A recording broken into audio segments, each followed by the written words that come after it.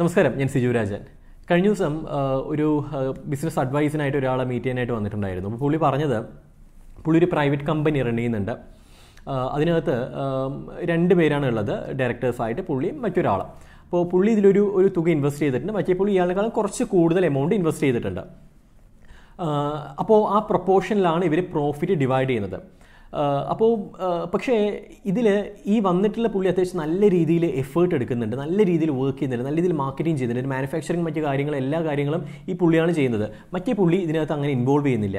പക്ഷേ ലാഭം വരുന്ന സമയത്ത് ഈ ഇൻവെസ്റ്റ് ചെയ്തിട്ടുള്ള എമൗണ്ട് ഉണ്ടല്ലോ, അപ്പോൾ ഫോർ എക്സാമ്പിൾ 40%, 60% ആണെന്നുണ്ടെങ്കിൽ ഇതേ റേഷ്യോയിൽ തന്നെ അങ്ങ് അവർ ഡിവൈഡ് ചെയ്തെടുക്കുന്നു. അതായത് കൂടുതൽ പണിയെടുത്തിട്ടുള്ള ഒരു വ്യക്തിക്ക് കുറവ് പ്രോഫിറ്റ് ഷെയർ കിട്ടുന്നു, പണിയെടുക്കാത്തൊരു വ്യക്തിക്ക് പക്ഷേ കൂടുതൽ ഇൻവെസ്റ്റ് ചെയ്തിട്ടുണ്ട്, പുള്ളിക്ക് കൂടുതലായിട്ടുള്ള പ്രോഫിറ്റ് ഷെയർ കിട്ടുന്നു. ഇത് അവരെ മാനസികമായിട്ട്, ഈ വന്നിട്ടുള്ള പുള്ളിയെ വളരെ മാനസികമായിട്ട് അലട്ടുന്നുണ്ട്. കാരണം സ്വാഭാവികമാണല്ലോ, നമ്മൾ നല്ല രീതിയിൽ പണിയെടുക്കുന്നു, പക്ഷേ നമുക്ക് അതിനനുസരിച്ചിട്ടുള്ളൊരു റിട്ടേൺ ആ കമ്പനിയിൽ നിന്ന് കിട്ടുന്നില്ല എന്ന് പറയുന്ന സമയത്ത് അത് പുള്ളി പണിയെടുത്തില്ലെങ്കിൽ ബിസിനസ് റണ്ണാവത്തില്ല. അപ്പം ഇത്തരത്തിലുള്ള അവസ്ഥ ഫേസ് ചെയ്യുന്ന ഒരുപാട് ആൾക്കാരുണ്ട്. അപ്പോൾ ഇതിൽ ഈ വന്നിട്ടുള്ള പുള്ളിയുടെ ഒരു പ്രശ്നം ഈ കമ്പനി ഫോർമാറ്റ് ചൂസ് ചെയ്തിട്ടുള്ളൊരു പ്രശ്നമാണ്. അത് ചൂസ് ചെയ്തതിൽ മാത്രമല്ല, അതിനകത്ത് എഴുതുന്ന കുറച്ച് ടേംസിലും കുറേ കാര്യങ്ങൾ ചെയ്തിട്ടില്ല. അപ്പോൾ ആ ഒരു പ്രശ്നം കൊണ്ടാണ് ആ വ്യക്തി ഇപ്പോൾ ഈ കാര്യങ്ങളെല്ലാം അനുഭവിക്കുന്നത്. അപ്പോൾ ഈ ഒരു വീഡിയോയിലൂടെ നിങ്ങളുടെ ഡ്യൂട്ടിയെ ബേസ് ചെയ്തിട്ട് ഒരു കമ്പനി റൺ ചെയ്യുകയാണെന്നുണ്ടെങ്കിൽ കമ്പനിയിൽ ഇതിലെ ഡയറക്ടേഴ്സ് അല്ലെങ്കിൽ പാർട്ട്നേഴ്സിൻ്റെ ഡ്യൂട്ടിയെ ബേസ് ചെയ്തിട്ട് ഇതിൽ ഏത് കമ്പനിയാണ്, പ്രൈവറ്റ് ലിമിറ്റഡ് ആണോ LLP ആണോ നല്ലത് എന്ന് എങ്ങനെ ഡിസൈഡ് ചെയ്യാം, ഈ ഒരു വിഷയത്തെക്കുറിച്ചിട്ടാണ് സംസാരിക്കാനായിട്ട് പോകുന്നത്. ഈ പ്രൈവറ്റ് ലിമിറ്റഡ് കമ്പനിയിൽ നമ്മൾ എത്രയാണോ എമൗണ്ട് ഇൻവെസ്റ്റ് ചെയ്യുന്നത് ആ ഒരു പ്രപ്പോർഷൻ അനുസരിച്ചിട്ടായിരിക്കും നമുക്ക് പ്രോഫിറ്റ് അല്ലെങ്കിൽ ലോസ് ഡിവൈഡ് ചെയ്തെടുക്കേണ്ടത്. പക്ഷേ LLPയിലാണെങ്കിൽ അങ്ങനെയല്ല, നമ്മൾ ആ എഗ്രിമെൻറ്റിനകത്ത് എന്താണോ എഴുതുന്നത്, ഏത് പ്രപ്പോർഷനിലാണോ നമ്മൾ ഡിവൈഡ് ചെയ്തെടുക്കണം എന്ന് എഴുതുന്നത് ആ പ്രപ്പോർഷൻ ആയിരിക്കും അവിടെ നടപ്പിലാകുന്നത്. ഇത് ഈ ഒരു കോൺസെപ്റ്റ് മനസ്സിലാക്കുക ആദ്യം. ഇനി ചില ബിസിനസ്സിനെ സംബന്ധിച്ചിടത്തോളം ഞാൻ മുമ്പ് പറഞ്ഞ ആ ഒരു എക്സാമ്പിളിനെ വെച്ചുകൊണ്ട് പറയുകയാണെന്നുണ്ടെങ്കിൽ നമ്മുടെ ബിസിനസ്സിൽ പലപ്പോഴും ഇത് ചില ആൾക്കാർ കൂടുതലായിട്ട് വർക്ക് ചെയ്യും. ഇൻവെസ്റ്റ്മെൻറ്റ് സെയിം ആയി, ഇപ്പോൾ 5 പേരാണെന്നുണ്ടെങ്കിൽ അതിൽ 2 പേര് 5 പേരും ഈക്വലായിട്ട് ഇൻവെസ്റ്റ് ചെയ്തിട്ടുണ്ട്, 1 ലക്ഷം രൂപ വെച്ച് ഇൻവെസ്റ്റ് ചെയ്തിട്ടുണ്ട്. പക്ഷേ അതിൽ 2 പേരായിരിക്കും കൂടുതലായിട്ട് വർക്ക് ചെയ്യുന്നത്.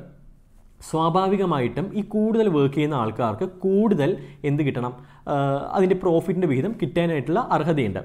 പക്ഷേ പ്രൈവറ്റ് കമ്പനി ആവുന്ന സമയത്ത് ലാഭം വീതിച്ചെടുക്കുമ്പോൾ, പ്രത്യേകിച്ച് സാലറിയോ അങ്ങനത്തെ കാര്യങ്ങളൊന്നും അതിനകത്ത് ആഡ് ചെയ്തിട്ടില്ല എന്നുണ്ടെങ്കിൽ ലാഭം വീതിച്ചെടുക്കുന്ന സമയത്ത് നാച്ചുറലി എന്ത് സംഭവിക്കും, ഈക്വൽ ആയിട്ടായിരിക്കും അവിടെ വരുന്നത്.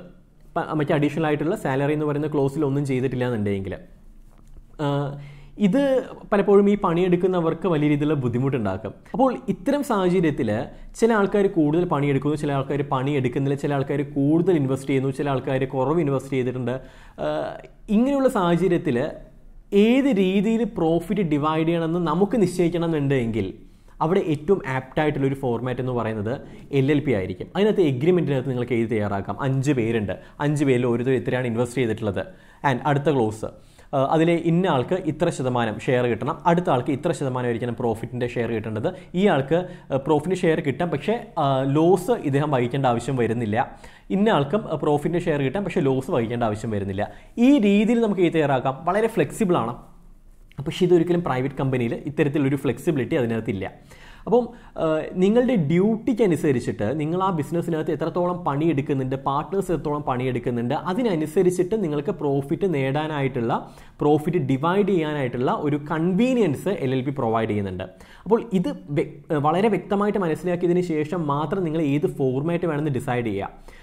അപ്പോൾ അതുകൊണ്ടാണ് ഞാൻ എപ്പോഴും പറയുന്നത്, നിങ്ങൾ പ്രോപ്പറായിട്ടുള്ളൊരു കൺസൾട്ടൻറ്റിനെ മീറ്റ് ചെയ്തതിന് ശേഷം മാത്രം നിങ്ങൾ ഏത് ഫോർമാറ്റിലുള്ള കമ്പനിയാണ് വേണ്ടതെന്നുള്ളത് ഡിസൈഡ് ചെയ്യുക. അല്ലാത്ത പക്ഷം ഈ മുമ്പ് വന്നിട്ടുള്ള ക്ലയൻറ്റിനെ പോലെ തന്നെ അനുഭവിക്കുന്ന ഒരുപാട് ക്ലയൻറ്റ്സ് ഉണ്ട്, ഒരുപാട് പ്രശ്നങ്ങൾ നേരിടുന്ന ആൾക്കാരുണ്ട്. അപ്പം അത്തരത്തിലുള്ള ഇഷ്യൂസ് നിങ്ങൾക്ക് വരരുതെന്നുണ്ടെങ്കിൽ ഡെഫിനറ്റ്ലി മികച്ച ഒരു കൺസൾട്ടൻറ്റിനെ മീറ്റ് ചെയ്യുക. അതിനനുസരിച്ചിട്ട് മാത്രം നിങ്ങൾ ഏത് കമ്പനി ഫോർമാറ്റ് വേണമെന്നുള്ളത് ഡിസൈഡ് ചെയ്യുക. മറ്റൊരു വിഷയമായിട്ട് മറ്റൊരു വീഡിയോയിൽ കാണാം. അതുവരെ Siju Rajan signing off. Good bye.